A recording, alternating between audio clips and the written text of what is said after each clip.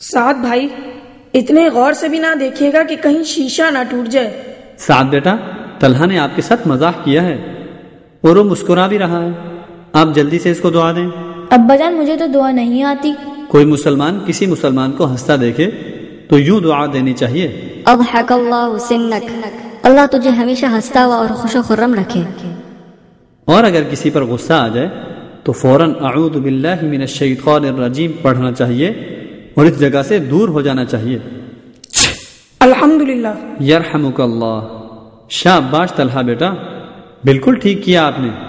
اگر کسی مسلمان کو چھینک آئے تو اسے الحمدللہ کہنا چاہیے اور سننے والا یرحمک اللہ کہے، یعنی اللہ تم پر رحم فرمائے۔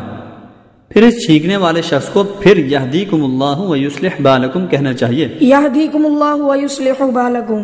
بہت خوب۔ ابا جان پچھلے دنوں میرا ایک دوست بیمار ہو گیا، میں اس کی عیادت کو گیا تھا، لیکن مجھے عیادت کی دعا معلوم نہیں ہے، براہ مہربانی عیادت کی دعا بھی بتا دیں۔ طلحہ بیٹا، آپ کو یہ دعا یاد ہے؟ جی چچا جان، وہ دعا یہ ہے، لا بأس طہور انشاء اللہ، اس بیماری سے تمہیں کوئی نقصان نہ ہو، انشاءاللہ یہ تمہارے لیے گناہوں سے پاکی کا سبب ہوگا۔ کسی مسلمان کی عیادت کرنے کے بڑے فضائل ہیں۔ اگر کوئی مسلمان اپنے بھائی کی صبح عیادت کرتا ہے تو شام تک اس کے لیے 70,000 فرشتے دعائیں کرتے رہتے ہیں، اور اگر شام کو عیادت کرے تو صبح تک 70,000 فرشتے اس کے لیے دعائیں کرتے رہتے ہیں۔ ابا جان اتنا چھوٹا سا کام اور اتنا بڑا انعام۔ جی ہاں بیٹا، اسی طرح اگر خدا نخواستہ کسی کا انتقال ہو جائے تو بطور تعزیت یہ دعا کرنی چاہیے، ان للہ ما اخذ وله ما اعطى وكل شيء عنده بأجل مسمى فلتصبر ولتحتسب۔ بے شک اللہ ہی کا تھا جو اس نے لے لیا، اور اللہ ہی کا ہے جو اس نے عطا فرمایا، اور اس کے نزدیک ہر شخص کا ایک وقت مقرر ہے، لہذا تمہیں چاہیے کہ صبر کرو اور ثواب حاصل کرو۔ چچا جان، آج کل تعزیت کے موقع پر بہت سی رسومات ہوتی ہیں، اسی طرح مرنے والے کا تیجا، 40واں اور پتہ نہیں کیا کیا ہوتا ہے، تو یہ سب کیا ثواب کے کام ہیں؟ بہت کام کی بات کی ہے تم نے۔ یہ بات تمہاری صحیح ہے کہ مرنے پر بہت سی رسومات ہوتی ہیں جو کہ اکثر بدعات ہیں اور بہت گناہ کے کام ہیں۔ مکمل معلومات حاصل کرنے کے لیے حضرت مفتی رشید احمد صاحب کی کتاب مرض و موت ضرور پڑھنی چاہیے۔ بہت شکریہ چچا جان۔ اور اب میں تم لوگوں کو ایک بہت کام کی دعا بتاتا ہوں۔ حدیث مبارکہ میں آتا ہے کہ جو شخص بازار میں داخل ہوتے وقت یہ دعا پڑھے تو اللہ تعالیٰ اس کے لیے 10 لاکھ نیکیاں لکھ دیں گے، 10 لاکھ گناہ معاف کر دیے جائیں گے، اور 10 لاکھ درجات بلند ہوں گے، اور اس کے لیے جنت میں ایک گھر بنا دیں گے۔ ابا جان اتنی فضیلت والی دعا، مجھے تو افسوس ہو رہا ہے کہ آج تک میں اس قیمتی دعا سے کیوں محروم رہا۔ ہاں بات تو واقعی افسوس کی ہے، لیکن آئندہ تم دونوں اس کا ضرور خیال رکھنا۔ بالکل انشاءاللہ تعالی۔ وہ یہ دعا ہے، لا الہ الا اللہ وحدہ لا شریک لہ، لہ الملک ولہ الحمد یحیی ویمیت وہو حی لا یموت بیدہ الخیر وہو علی کل شیء قدیر۔ اللہ کے سوا کوئی معبود نہیں، وہ اکیلا ہے، اس کا کوئی شریک نہیں، تمام ملک بھی اسی کا ہے اور اسی کے لیے تمام تر تعریفیں ہیں۔ وہی زندہ کرتا ہے، وہی مارتا ہے، وہ خود زندہ ہے، اس کے لیے مرنا نہیں ہے، اس کے ہاتھ میں ہر طرح کی خیر و خوبی ہے، اور وہی ہر چیز پر قادر ہے۔ چچا جان، جب بازار میں داخل ہو جائیں تو پھر کون سی دعا پڑھی جاتی ہے؟ جب بازار میں داخل ہو جائیں تو یہ دعا پڑھیں، بسم اللہ اللہم انی اسألک خیر هذه السوق وخیر ما فیها واعوذ بک من شرها وشر ما فیها اللہم انی اعوذ بک ان اصیب فیها یمینا فاجرة او صفقة خاسرة۔ اللہ کے نام کے ساتھ داخل ہوتا ہوں، اے اللہ بے شک میں تجھ سے اس بازار کی خیر و برکت کا اور جو اس بازار میں ہے اس کی خیر و برکت کا سوال کرتا ہوں، اور تیری پناہ لیتا ہوں اس کے شر سے اور جو اس میں ہے اس کے شر سے۔ اے اللہ میں تجھ سے پناہ مانگتا ہوں اس سے کہ کوئی جھوٹی قسم کھاؤں یا کوئی خسارہ اور نقصان کا معاملہ کروں، اور ہاں، ایک اور کام کی بات، حدیث مبارکہ میں آتا ہے کہ احب البلاد الی اللہ مساجدها وابغض البلاد الی اللہ اسواقها، یعنی اللہ کی محبوب جگہ شہروں میں اس کی مساجد ہیں، اور اللہ کی ناپسندیدہ جگہ شہروں میں اس کے بازار ہیں۔ اس لیے ہمیں کوشش کرنی چاہیے کہ ایسی جگہوں پر زیادہ وقت گزاریں جن جگہوں کو اللہ تعالیٰ پسند فرماتے ہیں، اور ایسی جگہوں پر جانے سے پرہیز کریں جو جگہیں اللہ تعالیٰ کو ناپسندیدہ ہیں۔ ابا جان، بازار اللہ کی ناپسندیدہ جگہ کیوں ہے؟ تو کیا بازار کبھی بھی نہیں جانا چاہیے؟ بیٹا دیکھیں، مسجد اللہ کی پسندیدہ جگہ اسی لیے ہے کہ وہاں اللہ کی عبادت ہوتی ہے، تلاوت و ذکر و اذکار ہوتے ہیں، یہ وہ اعمال ہیں جن سے اللہ تعالیٰ خوش ہوتے ہیں۔ لہذا جو مقامات اللہ کی عبادت کے لیے مخصوص کر دیے جائیں تو وہ مقام اللہ کی پسندیدہ جگہیں بن جاتی ہیں، جبکہ بازار ایک ایسی جگہ ہے جہاں اللہ تعالیٰ کی بہت زیادہ نافرمانیاں ہوتی ہیں، گناہ کے کام ہوتے ہیں، اسی لیے بازار اللہ کی ناپسندیدہ جگہ ہے۔ رہی یہ بات کہ وہاں بالکل نہیں جانا چاہیے، تو ایسی بات نہیں، اس کا مقصد یہ ہے کہ جب ضرورت ہو تب جائیں، اور جب ضرورت پوری ہو جائے تو فوراً واپسی لوٹ آئیں، بلا ضرورت وہاں نہ ٹھہریں اور نہ ادھر ادھر گھومیں۔ اب بات بہت اچھی طرح سمجھ میں آ گئی ابا جان، میں آپ کی بات اچھی طرح سمجھ چکا ہوں۔ جی چچا جان، اور اب تمہیں بلا ضرورت بازار جانے سے بہت ہی احتیاط کروں گا۔ بہت خوب، بہت اچھے۔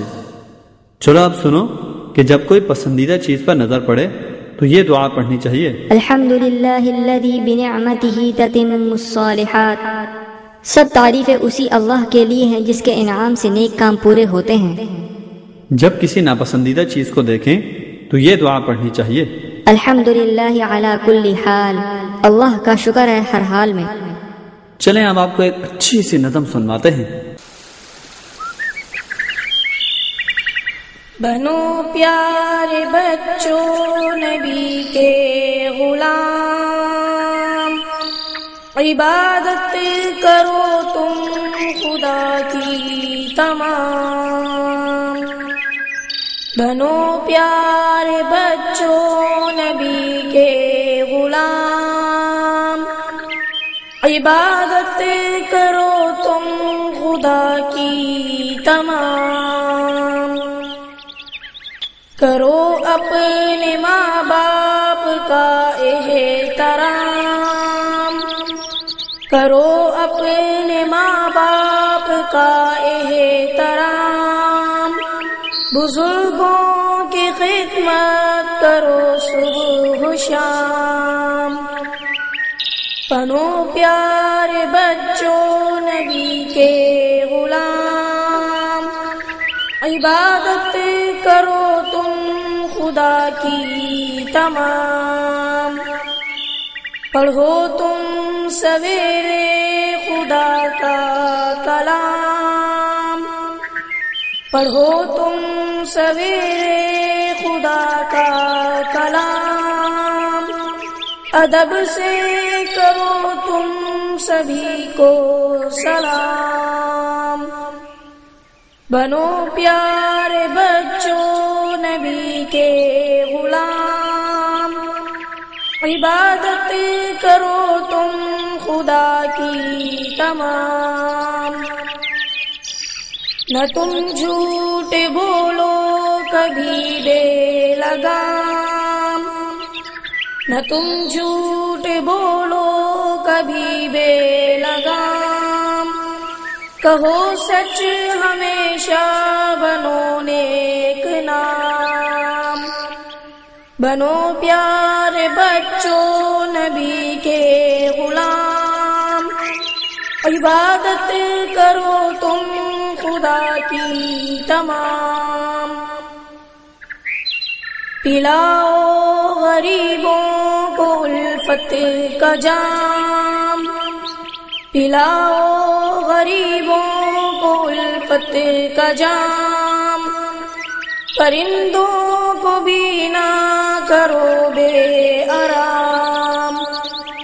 بنو پیارے بچوں نبی کے غلام، عبادت کرو تم خدا کی تمام۔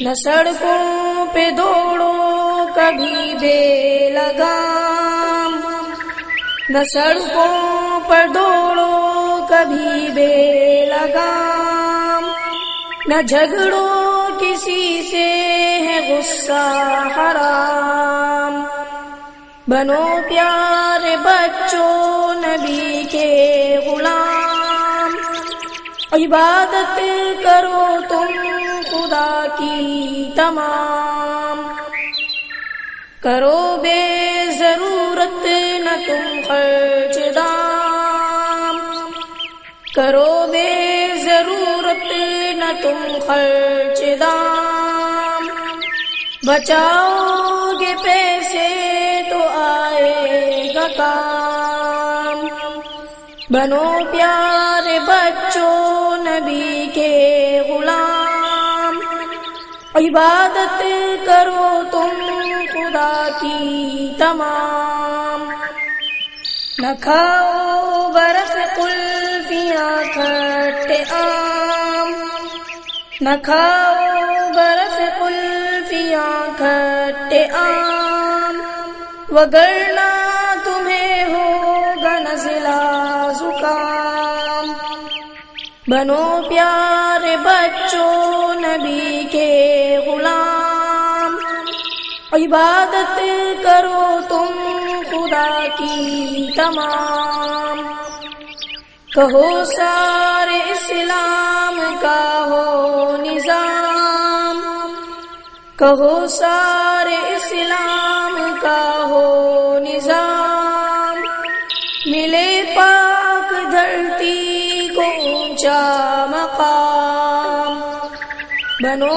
پیارے بچوں نبی کے غلام، عبادت کرو تم خدا کی تمام، کرو مل کے محنت اٹھاؤ وزن، کرو مل کے محنت اٹھاؤ وزن، ہو سرسبز خاکی ہمارا وطن، بنو پیارے بچوں نبی کے غلام، عبادت کرو تم خدا کی تمام، بنو پیارے بچوں نبی کے غلام، عبادت کرو تم خدا کی تمام۔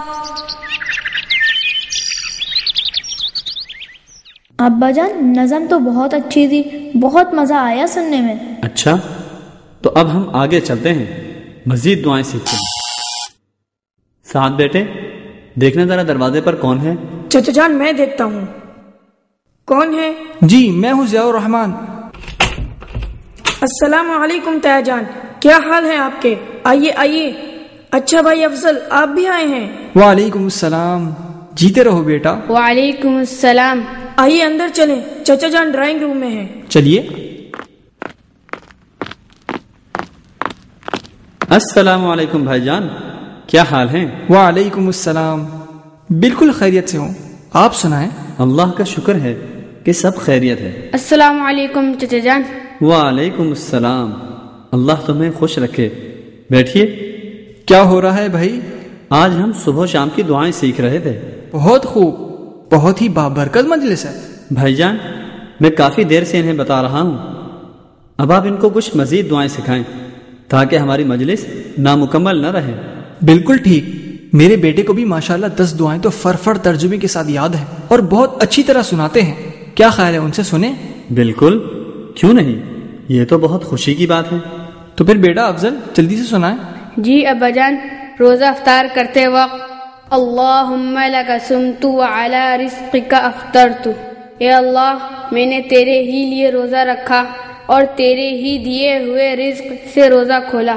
جب کسی کے ہاں روزہ افطار کریں، افطر عندکم الصائمون وأکل طعامکم الابرار وصلت علیکم الملائکہ، خدا کرے اسی طرح تمہارے ہاں روزہ دار روزہ کھولیں اور نیک لوگ تمہارا کھانا کھائیں اور فرشتے تمہارے لیے دعائے رحمت کریں۔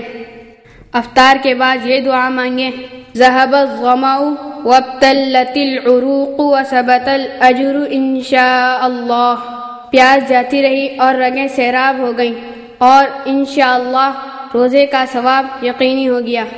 جب نیا چاند دیکھیں، اللہ اکبر، اللہم اہلہ علینا بالیمن والایمان والسلامة والاسلام والتوفیق لما تحب وترضى ربی وربک اللہ۔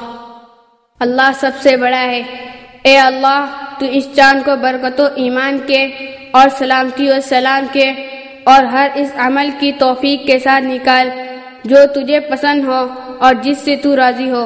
اے چاند، میرا اور تیرا دونوں کا پروردگار اللہ ہے۔ جب سفر کا ارادہ کریں، اللہم بک اصول و بک احول و بک اسیر، اے اللہ میں تیری ہی مدد سے حملہ کروں گا، تیری ہی مدد سے تدبیر کروں گا اور تیری ہی مدد سے سفر کروں گا۔ کسی مصیبت زدہ کو دیکھیں، الحمدللہ الذی عافانی مما ابتلاک بہ وفضلنی علی کثیر ممن خلق تفضیلا۔ تمام تعریفیں اللہ کی ہیں جس نے مجھے اس تکلیف سے عافیت عطا فرمائی جس میں تم مبتلا ہو، اور مجھے اپنی بہت سی مخلوق کے مقابلے میں بہتر بنائے۔